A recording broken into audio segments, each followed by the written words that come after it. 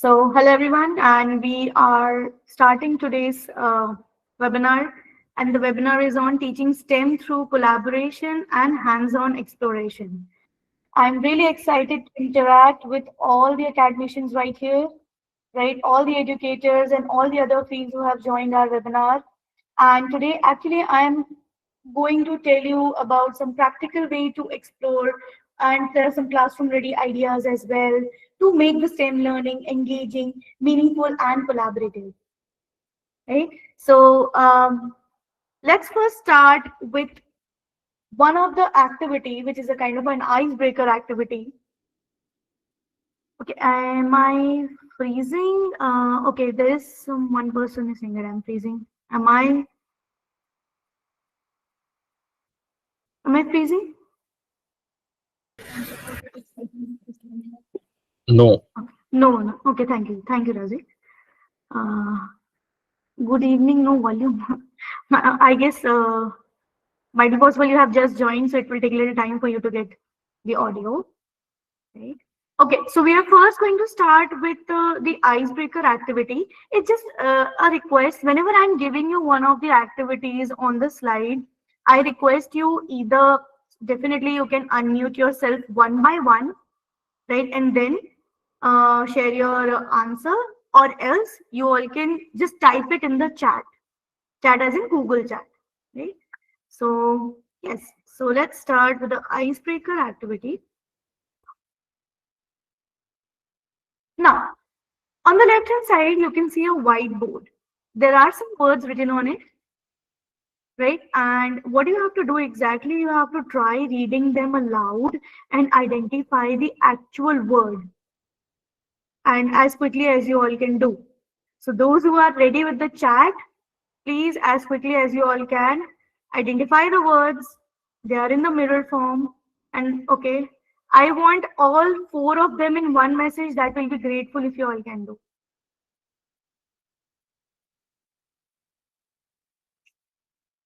Okay, great. Okay.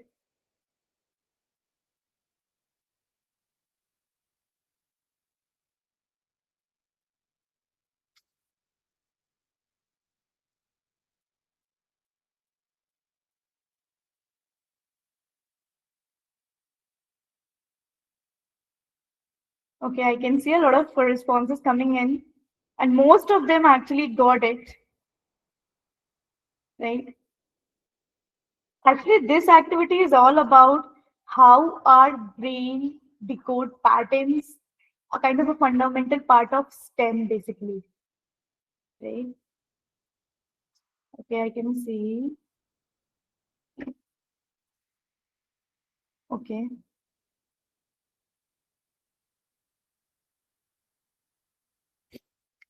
great. I can see a lot of responses coming in, and all of you almost identified the correct words, which is like, note, looking, and board. Okay, can anyone can drop your response in the chat, or you can unmute yourself.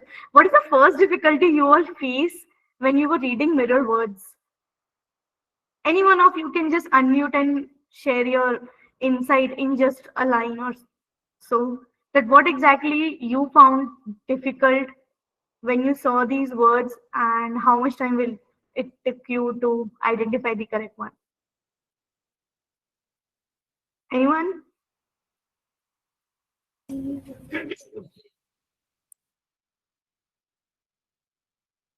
Okay, you all can drop in the response, like drop the response in the messages, in message box as well. Yeah, Manjusha ji, you were trying to say something. Okay, anyone wants to add what exactly was difficult? Otherwise, I'll take this.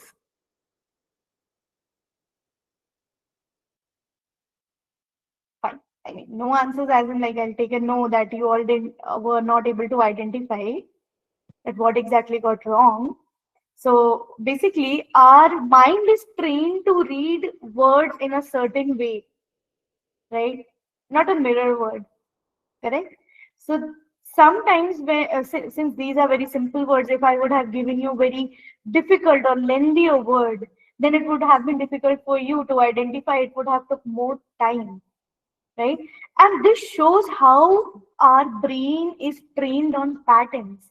If we would have been trained since the beginning to read mirror words, it would have been an easier walk to identify these versus whatever we are having right now as we read as a single and single proper word without mirror ones. That's what the difference we say to break the pattern.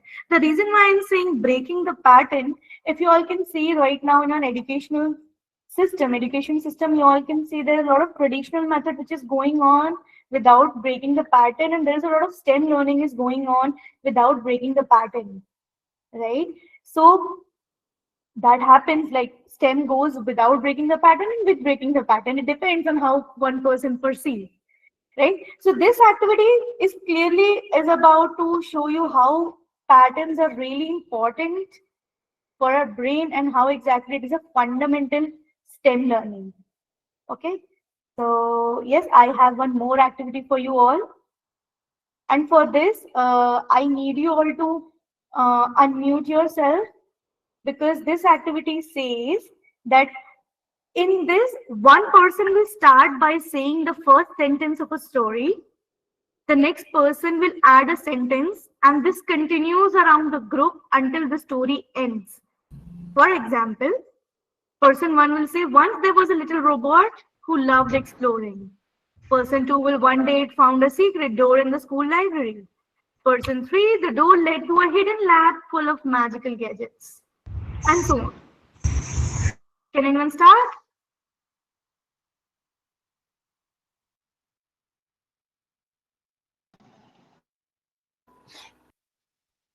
Anyone Hello. wants to start the story? Yes, yes, Divyansh. Well, once there was a little robot who loved exploring.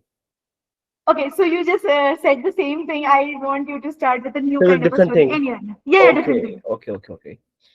So once there was a kid who was exploring the sounds of phonics. Okay, once there was a kid who was exploring the sound of phonics. Phonics. Okay, I need a person two to continue the story. The door led to the hidden lab full of magical gadgets, and guess what? He found a time machine. Okay, great. He found a time machine. Okay, we found a time machine. Now I need a third person to continue the story. Yes, ma'am. Luna was having a balloon in her hand, and suddenly the balloon burst out and she got afraid. Okay, great. Anji, it was a total twist. Okay, I need now fourth person. Please continue. I don't wait for me to, say that I need a person. You all can unmute, and people who are actually adding, they can repeat as well. That's not an issue.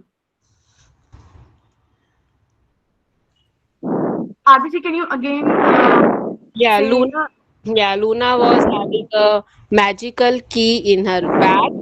In that magical key, she has opened a door. In that door, she found a big cave. After entering that cave, she saw a magical box.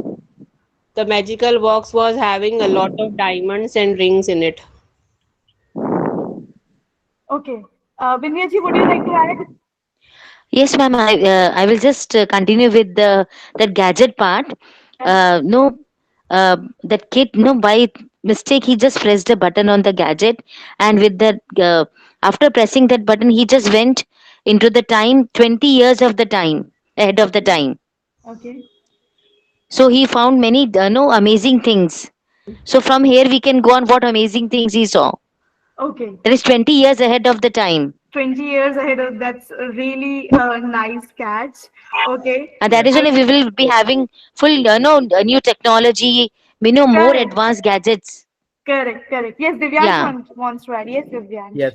So as he saw the 20th ahead of time, he was amazed to see that there, like we were assuming there will be a flying cars in 2026, but instead of in this year, he saw of flying humans, that they're going to Mars, like which is Elon Musk's dream, that we are still going to Mars and we are settling over there. There's Right. a rocket we are getting within 30 minutes, 30 minutes from uh, Delhi to Mars.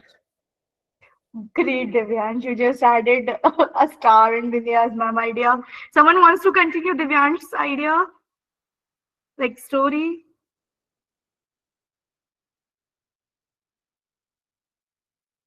Anyone, please. Any random thing will work, yeah. Yes, ma'am. I will just add something here. Sure. Though there was so many advanced gadgets there, but the kid did not know how to operate them. So he was just exploring each and every gadget there by pressing button, and no, he was just landing up in different situations and different places. Okay, okay. Oh my God, this kid is really advanced, dealing with a lot of advanced things. Someone wants to add, or shall I just end the story?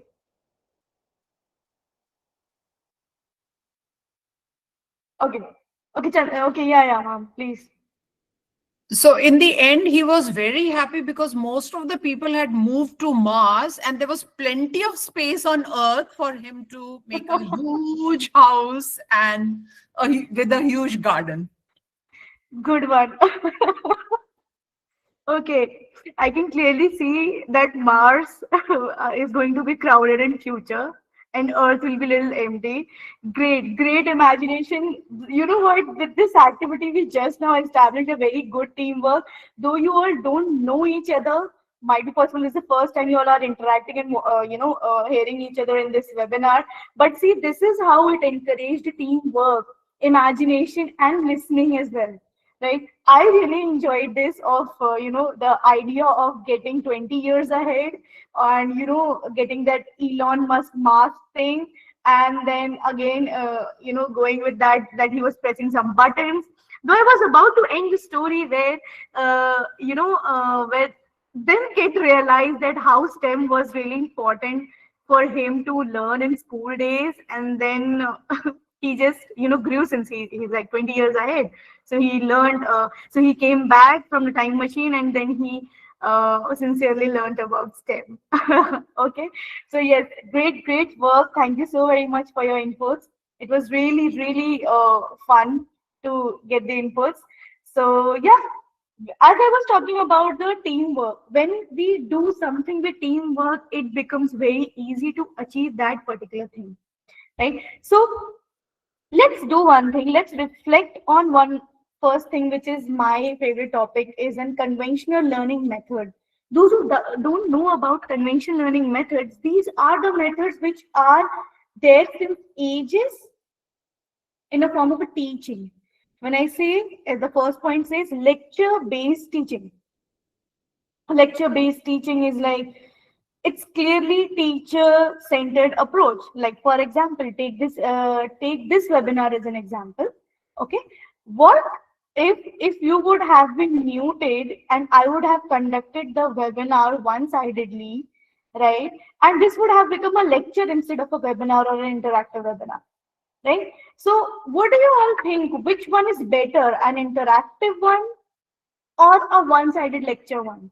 You all can unmute or you can put it in the chat as well.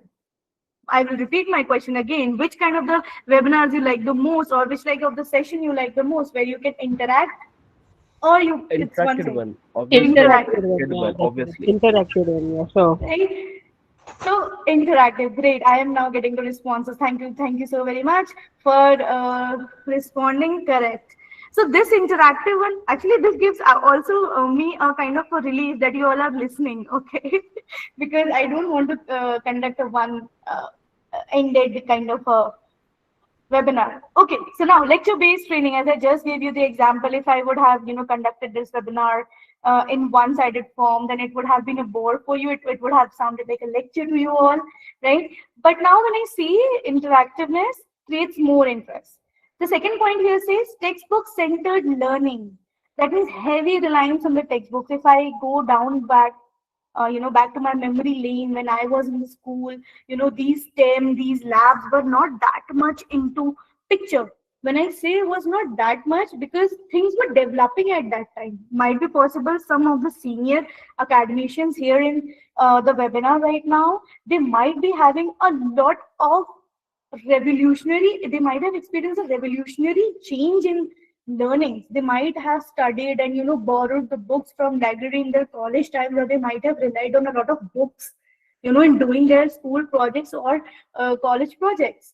Like in my time, Google was there, fine. It was, fair amount of internet was there, so I was able to do it.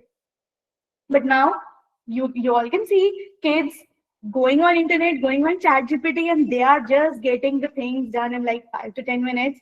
No matter whatever it is written, they just read and they just write. Some students do follow a very sincere approach, but I'm just talking about some of the students who are actually, using it in this way itself, right? So textbook centered learning is one of the very old convention learning methods coming from the ages, which actually all about the book. That means whatever is written in the book is the final word. If you want to, will be this session also in Hindi. Okay, Keshav ji, I'm really sorry. I don't know how many of you are, will understand Hindi, or how many of you are pretty much comfortable with English. So I'll try to keep it both. I'll try. I mean, I'm not sure how much I will be able to, but I will try to keep it both. Okay. Right. So, yes, the third thing is fixed curriculum, right? As I was saying, whatever is written in the book, that is the only curriculum, and there is no room of more exploration or flexibility to adapt or learn any new things, right? Even if you can recall your lab times, whatever was given as a lab book or an activity in the book, we used to do it in the physics lab, chemistry lab, or a computer lab, right? But nowadays, if you all can see, there's a variety of the things kids do. So these are, for now, I'm just making you all realize that these are conventional learning methods which are still there in some of the schools, right? They're still following the same. I will not say maximum, but yeah, some of the schools still have this conventional learning method, right? So while definitely these are really important and they actually help us to, learn things, but they don't fully prepare students, because that was some different era when we were learning, and now it's like 21st century, entirely different. A lot of advancement, a lot of technology came in. That means it is not fulfilling the primary need, that to fully prepare students for a dynamic world, right? So definitely I'm not against conventional learning method, but it's just that it is not fully preparing the students. Right now, we'll move towards where are the gaps, why conventional learning method is unable to fulfill the purpose of to train students for future.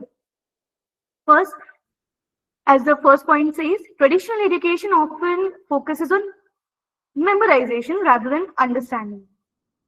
Definitely, these memorization was one of the basic thing which we were taught in the school. Apart from math, definitely for math, I don't feel that we can memorize except from some formulas or something, right?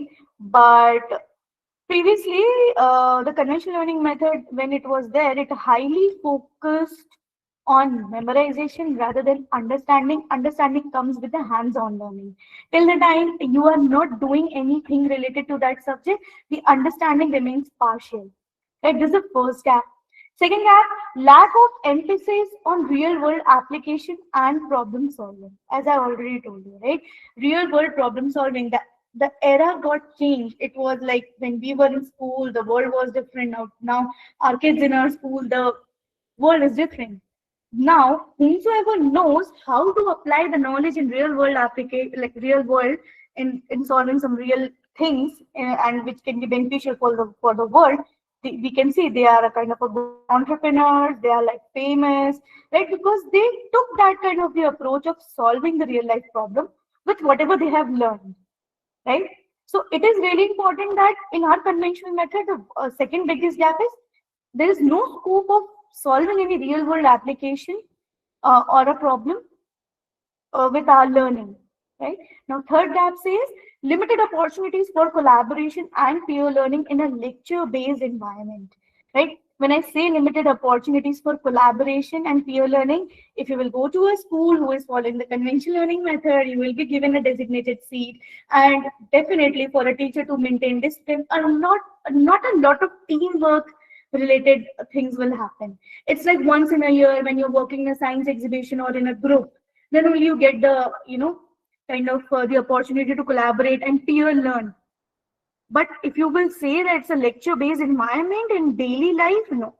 This is the third biggest gap of conventional learning methods, right? So going ahead, how exactly children can learn through exploration and collaborative activities? Again, I'm not against conventional learning method because they have helped me to, learn some things. But now children can learn through exploration and collaborative activities. When I say exploration, everything to remain in memory for the longer period of time requires exploration, and definitely if you want to learn something like really good in a very deeper way, and to make sure that you have learned that particular concept or a topic through all the perspective that we need from the collaborative, that we get from the collaborative approach. So for example, if I am creating a kind of a science exhibition project on pollution, might be possible my main agenda will be air pollution, and I just created some of, use some cardboards and all, and I just created one big city of having some air pollution, right? Might be possible my friend is having one more idea to add it on the same, and I might be losing that perspective. But since we are working in the group, that those kind of the addition will might come, and I will learn from those additions. Oh yeah, this is correct, we can add it, right? This is how collaborative activities work. Children are basically, in early ages, they are actually a very curious, and they are natural explorers, as it is written here. They can learn the best through hands-on activities. When I say hands-on activities, if they are learning any subtraction, addition, any of the science concept, if they will get the chance to explore or to work in team, they will learn better. Now, second, when I say curiosity driven learning allows children to connect theory with real world examples. So, as I already told you, that they are like really curious to learn. But connecting the theory to the real world experience is really important right now, because the more you will connect, the more they will understand and can visualize in their daily life. That is the reason most of the books have started giving the daily life relatable things in their curriculum, right? Real life examples, right? Because just to make kids more aware, more focused, and more alert related to their surroundings. That okay, this physics concept is used when they see an elevator, when they see an escalator, right? When they see a automatic door opening. Now, because of robotics, they all can understand, right? Now, third, I can say collaborative activities enhance problem solving skills and social interactions. Like a lot of, I'm really, I don't have the figure right now, but one thing I have experienced a lot of teachers saying that my students are shy, they are introvert, they don't talk a lot to me, definitely to their friends, right? So these collaborative activities, they might not be comfortable with the teachers or they might be scared, but these collaborative activities can enhance the problem solving skills. Apart from that, they can actually get better in social interactions. So let me ask you all one question, right? Uh, in throughout a day, how many okay, my voice is not clear. Okay, I hope it's not now. So throughout the day, how many people you will meet and interact with, you can drop it in the comment section, and you can unmute yourself and answer. How many people, like number of people you all meet every day? 15 to 20. Okay, anyone wants to add? You all don't meet people, you all can include your students as well.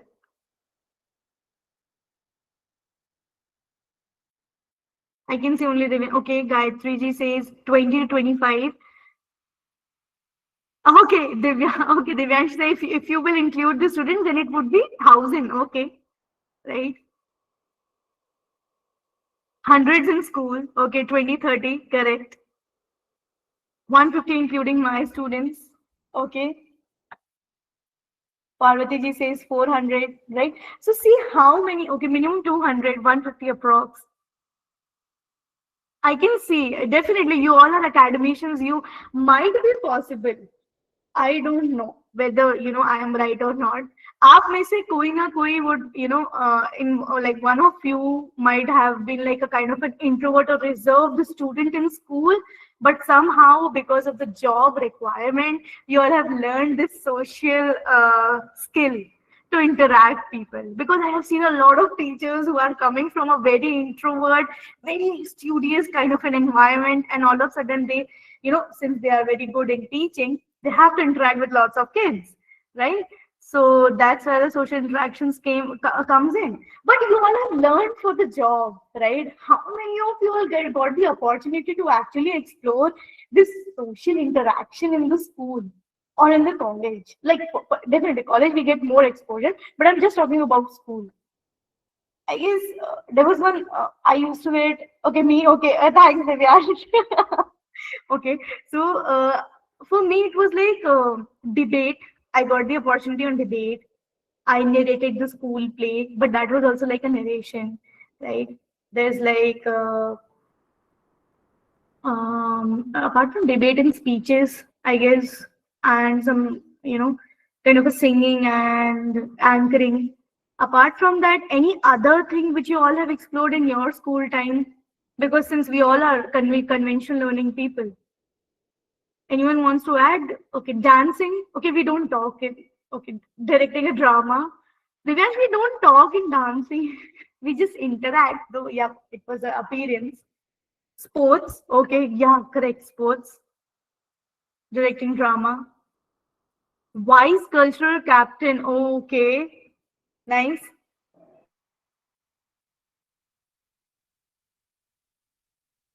Okay, I guess that's all. I mean, I can see very less response, and those are already, we have skit, assembly activity, Gayatri ji. Okay, correct. Anchoring, right? Theater, correct. Theater. So,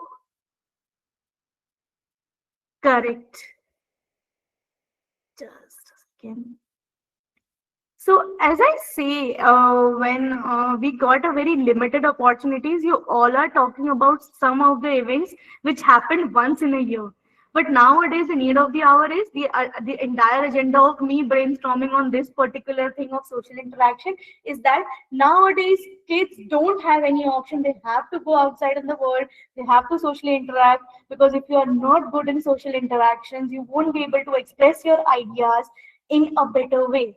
So yes, social interactions are important. The entire agenda of my brainstorming was that. Going ahead, there's one example of baking cookies, just to tell you all that how children learn through activities, exploration, and collaborative activities, right? So if baking a cookie, just giving you an example. So if you assign a baking cookie thing to students in a group, what exactly is it? It's a kind of a strategy which I'm trying to explain it to you. It's children follow a recipe to bake cookies. They measure ingredients, observe changes in dough, and use a timer to monitor baking. Now, in this one sentence, if you all can see that they have used math and science both. Like baking time will incorporate math because they should know how to read time, and also for measuring ingredients, correct? That how much quantity of everything should be taking. And then we talk about science, that observing the chemical reaction, as in how much time will it take to bake and how they will understand that the cookies are baked now, right? So in this way we have just now did math and science collaboration, right? Now children can connect the theory, that means measurement, heat, to the real world example, and that definitely they are getting engaged in a group, right? So this is a kind of a practical way. Now children work together, they can divide the task. Some can prepare the batter, one can keep the monitor of whether the cookies are baked or not. This skills comes through collaboration. So my entire agenda to tell you all that in STEM, collaboration is something which is really important when it comes to make the learning very, uh, very efficient for kids to understand any particular concept.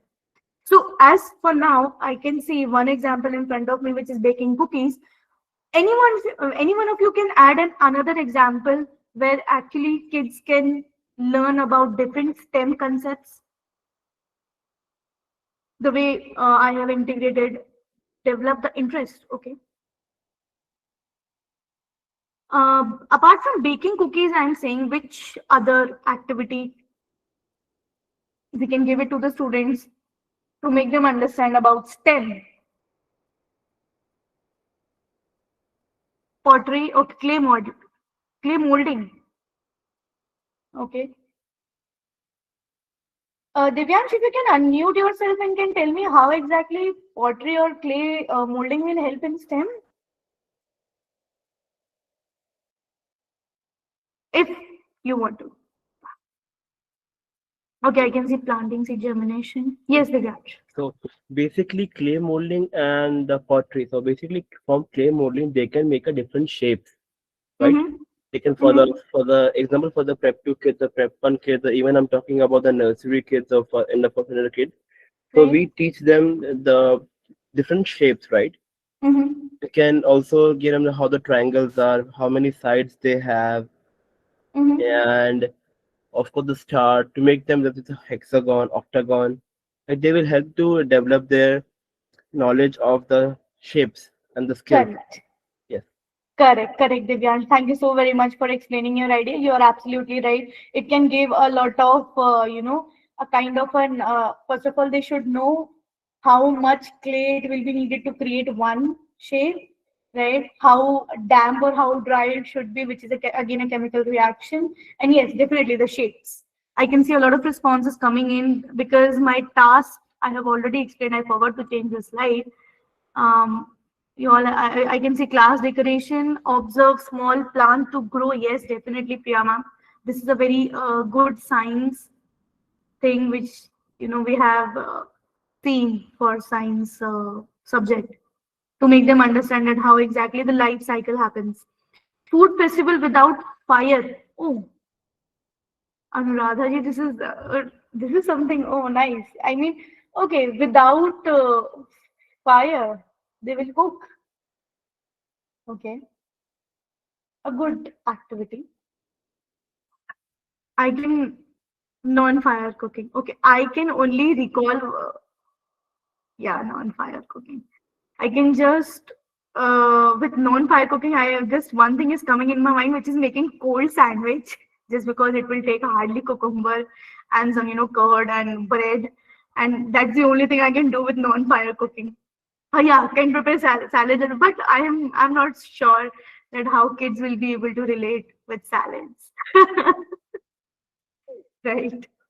To prepare bhel chaat, oh my god. Quick snack making without fire, right?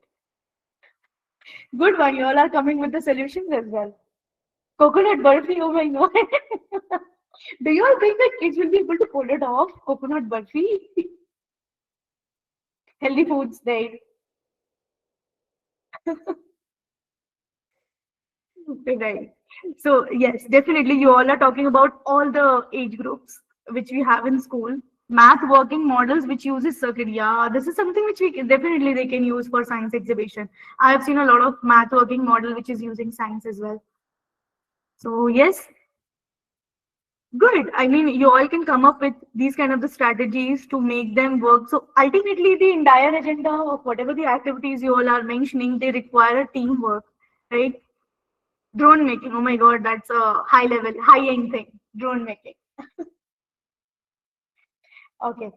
Moving ahead, why collaborative learning? Till now, I was just talking about collaborative learning. It is just, I have documented this slide for my final thing that collaborative learning definitely involves students working together to achieve one common project or one common result.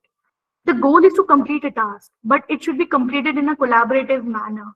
This encourages definitely communication, teamwork, there will be a lot of decision making, there will be agreement, disagreement, right? There will be peer learning, there will be a kind of an acceptance of someone's opinion. This actually gives a lot of exposure to the students to make them understand that how you can accept the other people opinion, how you can put your opinion, you also can, say a wrong thing as well, and the other can be right. So these are kind of a real world thing which happens with all of us in our job or outside the world.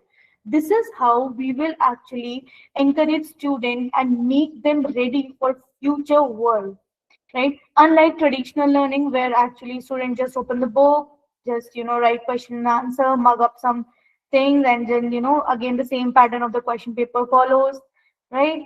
That does not include stems. Where is the collaborative learning, right? That's where the conventional learning method is having a huge gap.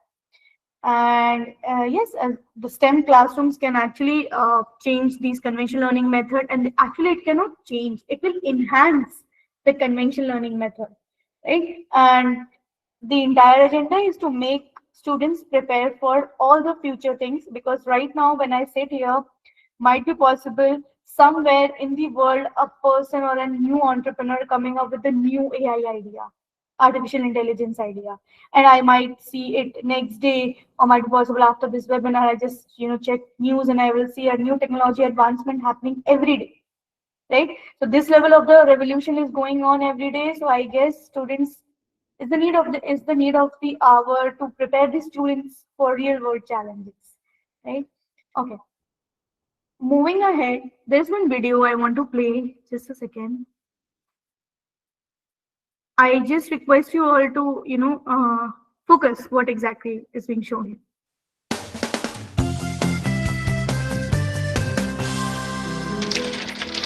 Aw, not again. Hey, Maria. Are you okay? Yeah, I'm fine. I'm just trying to build the tallest block tower, but it keeps falling down. Here, if you put more blocks at the bottom, you can build higher. Hey! This is much taller than I had before. Just one block left. Hey, guys. We're building the tallest tower ever. Can I help? Sure. What can I do? Well, I want to get the very last brick on top.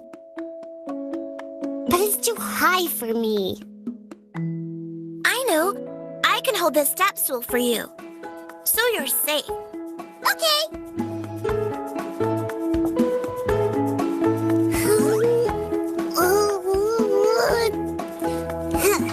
Yay! It's amazing. It's beautiful. It was a group effort. I thought I could do it all on my own, but I kept knocking it over. Thanks for your help, guys. That's what friends do. Yeah, we make a great team. Yay! Teamwork! Now what should we build? You know, I thought I saw more blocks in the back. I bet we can make our next tower even taller! Yay!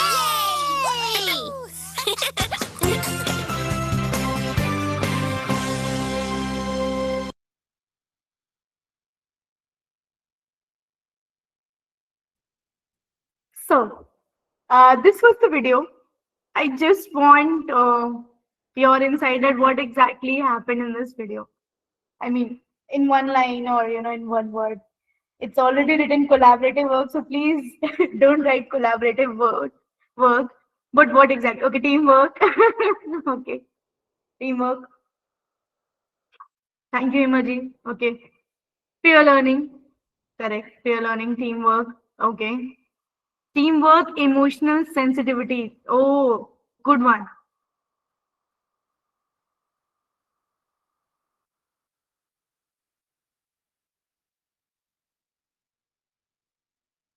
Okay. I can see. So basically, this entire video was to show you all, yes, base should be strong, correct. Behavior, right. Teamwork, correct. So this entire video was all about like to encourage collaborative work and to show you all the visual, right? Yeah, Shikhaji, would you like to add something? Because you have raised your hand. Okay, like-mindedness is power. Teamwork make easy to complete tasks. Critical thinking. Ma'am, Gratitude for teamwork. Yes, yes, yes. I was also telling teamwork only. Okay, okay. Thank you, Shikhaji. Right. So I can see a lot of you actually understood in a way that it's a problem solving base should be strong. You should never think that you all can do everything alone, because a lot of things requires a teamwork. When you work in a corporate, when you work in the school, or when you work in anywhere, teamwork is something, social interaction is something which is really important, right? So yes, let me go ahead and then we'll talk about STEM, since like almost 40 minutes I'm talking about STEM. So I understand that most of you all know STEM, but it is all about science, technology, engineering, and mathematics. It's not a subject, it's an approach of teaching kids that how you can use all the subject, you know, together. And if you solve any real life problem, you can use science and math together, might be possible science and technology together, and you can do the engineering part as well in the same thing, right? So I have some examples for you all in the future slides. So I'll just first, let me complete this, how STEM and collaborative learning go hand in hand. First point is interdisciplinary approach. When I say about interdisciplinary approach, I just now explained that how STEM is associated with all the subjects, but it's an approach, right? Student should be able to solve multifaceted problems, right? They should be able to apply theory in the real life, and they should, share responsibilities when they're working in a collaborative environment.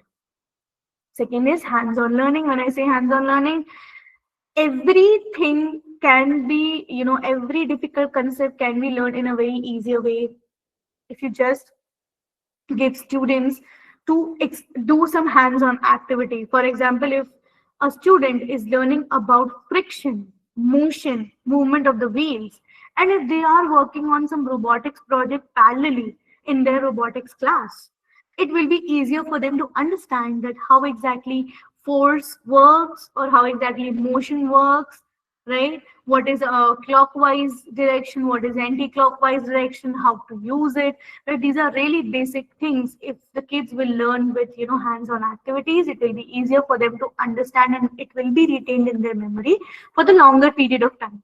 Now, again, the shared responsibilities. Definitely, when we work in collaborative environment, there are some responsibilities given to each and every person, and they all work together and then learn from each other. That is how STEM and collaborative learning is a kind of a very crucial part of STEM learning. Now, benefits, definitely it improves critical thinking, it improves innovation, develops communication, encourages peer learning, and it also develops a kind of a one thing which most of the people hesitates to take, which is a feedback coming from the other person. Some people are good in taking, accepting a feedback about themselves or their opinion, and some are really, aggressive, or they in a denial, right? So this thing is because they were not told how to perceive a feedback. So this also improves when they do a collaborative learning in STEM. And the third thing says builds confidence in problem solving, right? Any of the problem solving can be easily be solved in a form of a collaborative environment when you have certain sets of people, certain number of people, and you can discuss it, right? So there's one more video which I wanted to show it to you.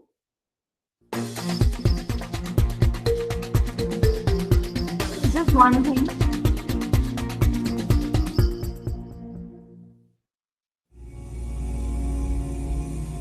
Here at the College Preparatory School in Oakland, California, collaborative learning is one of the most important ways our students learn and grow.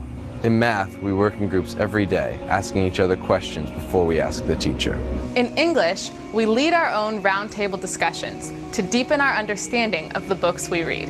College Prep is one of the top private high schools in the country and a terrific model for collaborative learning. The good news, their practices are both replicable and affordable. Take a look at what they do for their students. It may change what you decide to do for yours. College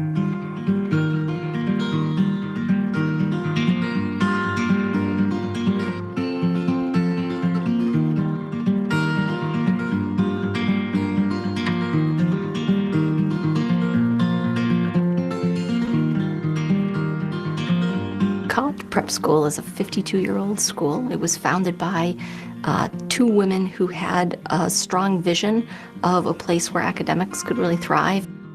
The collaborative teaching and learning that we do here is really distinctive. Individual work can be a great way to master content, but what the group work empowers and kind of enables is a student's cultivation of a certain resilience. How do you look to your neighbor as a resource? How do you test your own theories? How do you understand if you're on the right track or the wrong track? The sort of habits of mind that actually are the underpinnings of deeper scholarship.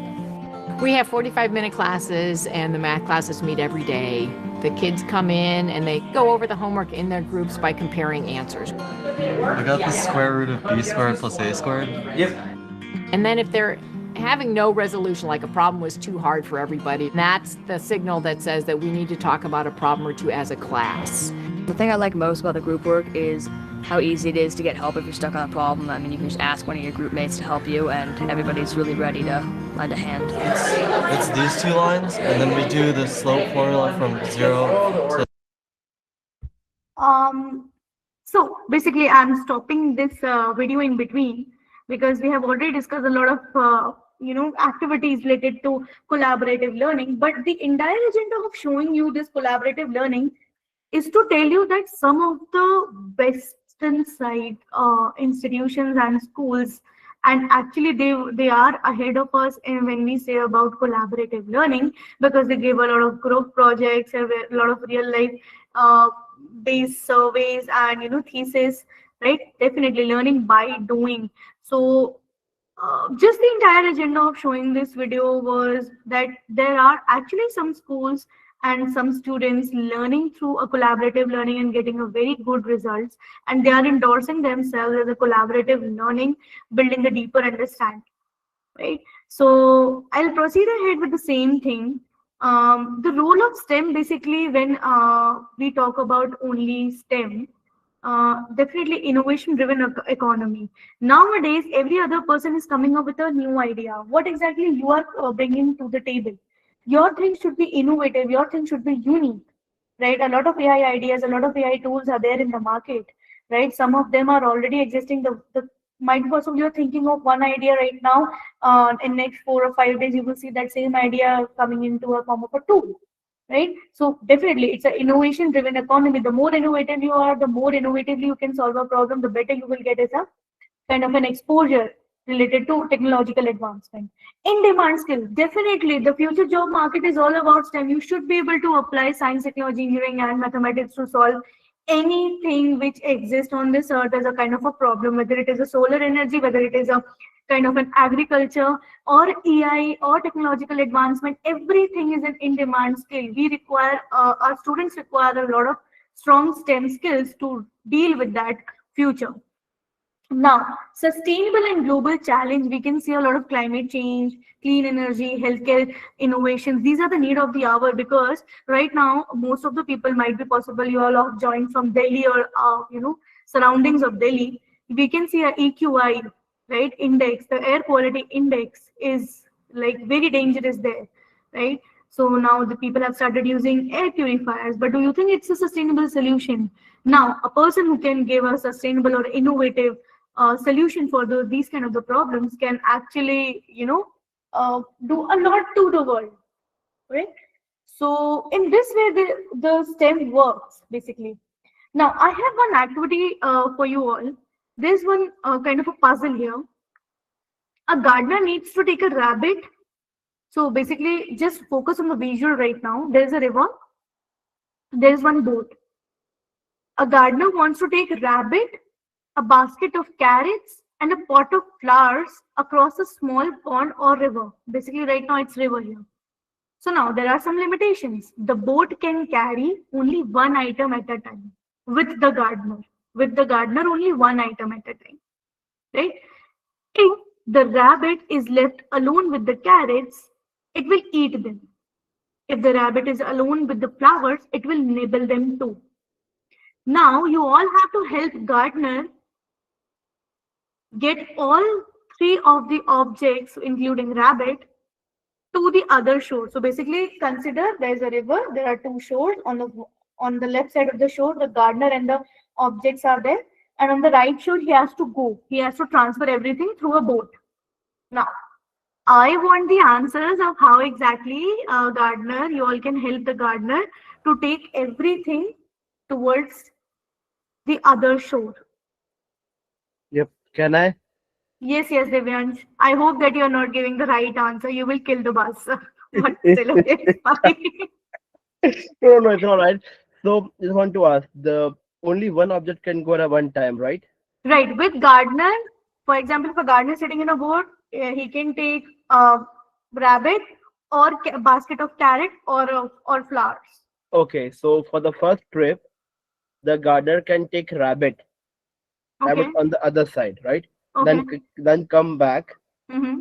then take the carrots, then go back, then bring back the rabbit with him on the shore, Okay. Okay. right? And then leave him, then Okay. take the flowers.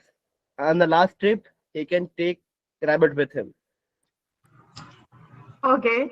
So why? I will not Yeah, acknowledge whether it is a right answer or not, but I got it what exactly you said. yes, because the if we take the rabbit first, Mhm. then the carrots and flower will be safe on the other side. Right. Then he take the carrots, then it took back the rabbit. So there will be rabbit going with him for the two trips. Then the both carrot and flower will be safe. Okay. I got your point, Divyansh. I'm not going to acknowledge whether it is right or not. I want other people to also answer. All right, I know that. Don't Right. worry. Yeah, yeah. Thanks for giving. Okay. Hema ji said, take the rabbit first, come back, take the flower, then bring the rabbit back and take the carrot. Okay. I guess it's the same That's the thing correct which, answer. yeah, Hema ji, what is exactly said what Divyansh said. And again, okay. Take the rabbit across first, leave the rabbit on the other side, go back alone, take the carrots, bring the rabbit back, leave the rabbit on the starting side, take the flowers across, and now on the far side, carrots, flowers safe together, go back alone, finally take the rabbit across. Okay, Shweta ji, you have given a very detailed answer. Right, I mean, yes, can we allow rabbit to eat? No, no, no, we cannot allow rabbit to eat all the carrots. Rabbit is a problem. Oh. No, rabbit is not the problem.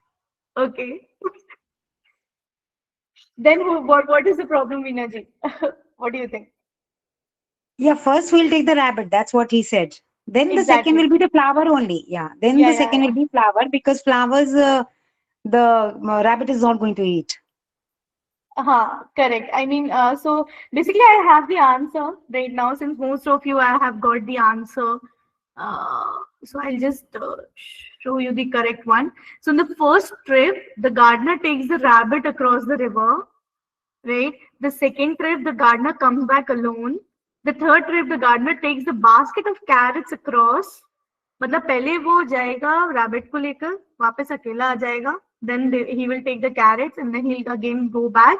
He will put the carrots, take the rabbit again with himself, like with himself, and then he will put the rabbit and then take the flowers. And then once he deliver the flowers, he will come and take the rabbit as well. Right? So this activity actually engages a lot of reasoning, sequencing, problem solving, and whatever I'm just now saying, like reasoning, sequencing, problem solving, they are all important STEM skills, right? So these kind of the activities actually make a kid brainstorm a lot of, kind of possible solutions, right? So this was one of the each time we have to save all the things from rabbit. So rabbit is a problem. Yes, Keshavji, I understand. Okay, so I have one example to show how students can learn and innovate on the real world concept through collaborative STEM learning. So when a car moves around the curve at a constant speed, the driver feels a force pushing them outward. Those who know driving, they can actually relate to it. When we drive a car at a constant speed and all of a sudden we have to take a curve, we can feel the pushing force towards the outward, right? What are the forces involved in this motion and how do they act on the car? So this is a kind of a real world example of motion and force with the constant speed. So the force that keeps the car moving along the curve is centripetal force. Those who are from science background, they can relate, which acts towards the center. Yes, centripetal and centrifugal, correct. Friction, okay. Which acts towards the center of the curve. The outward force the driver feels is centrifugal force, and which is a perceived force due to the inertia of the body in a rotating frame. So basically, जब आप कोई भी गाड़ी drive कर रहे हो और आप एक कर्व पे टर्न ले रहे हैं, centripetal force and centrifugal force एक साथ काम करते हैं. आप टर्न तो आपकी गाड़ी ले रही थी, but you feel a outward push. It is because of the force, right? And this is a very basic and very common daily example जो कि बच्चे वैन या बस में जाते हैं, they all can feel it, right? If you can explain these centripetal force and centrifugal force with this kind of the example, it will retain with them like for ages, because they will anyway drive some or the other ages. So there is one more project, STEM project idea. So basically here we are going to explore some robotics activities, okay? So to develop a 3-wheel based robot to make a right and left turn. So basically the objective is students will program a robot with 3 wheels and display the direction of the movement of the robot on the screen.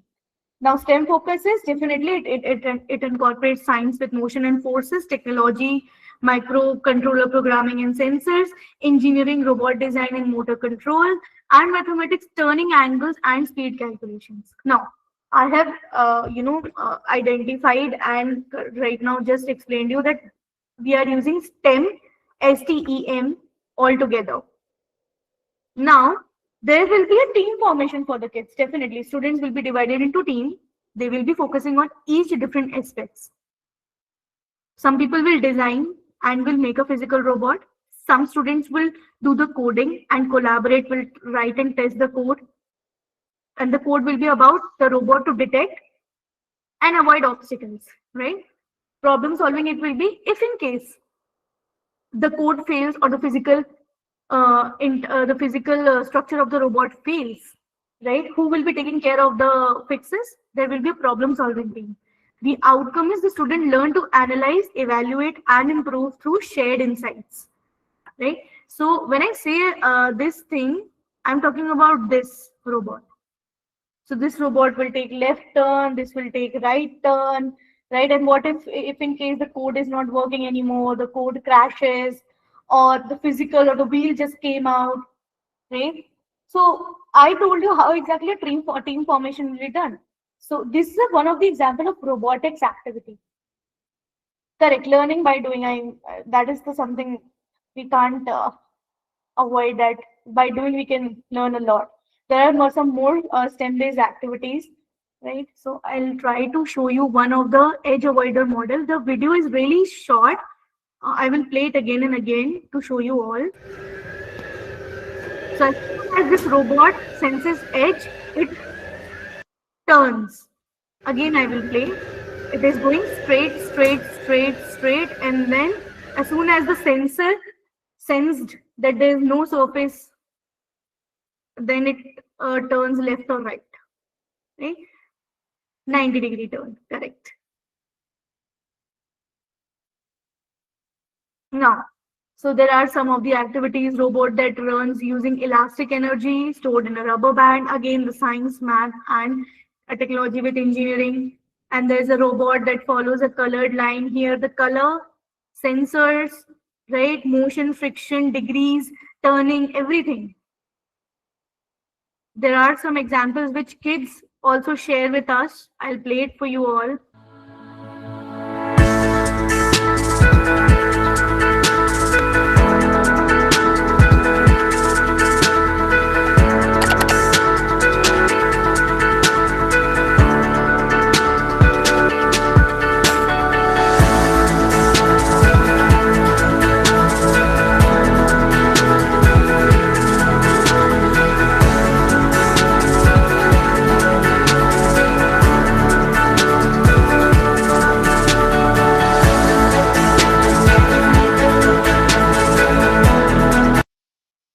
an example of actually a teamwork.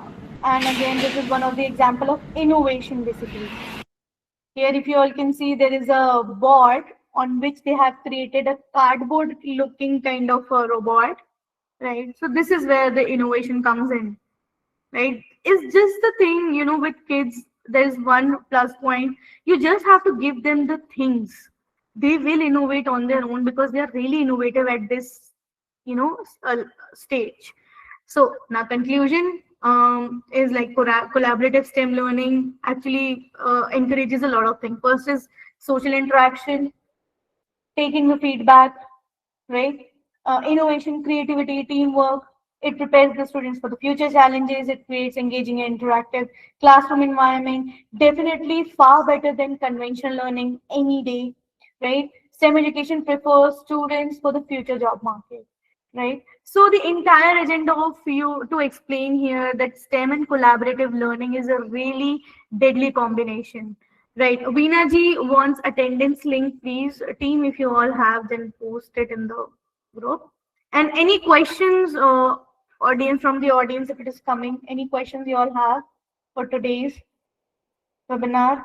Apart, or just stick to today's webinar. Don't ask any feedback or certificate related thing. My team will be the best, POC for you all to understand the certificate process.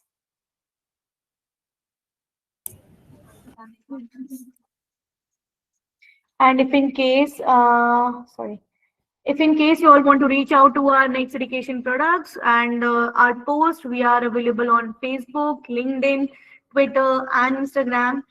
We have our own website of www.nexteducation.in, and we have our email support@nexteducation.in if you want to inquire or want to understand anything related to whatever we offer. Right. DGS. Yes. You want to say something? Okay. Got it. Yes. So yes, this is the end of the webinar. Thank you so very much for your active participation, and we appreciate your commitment and your enthusiasm to attend and giving your creative inputs, right? And yes, let's continue to work together and try to apply STEM strategies as much possible, right? Thank you so very much. I can see a lot of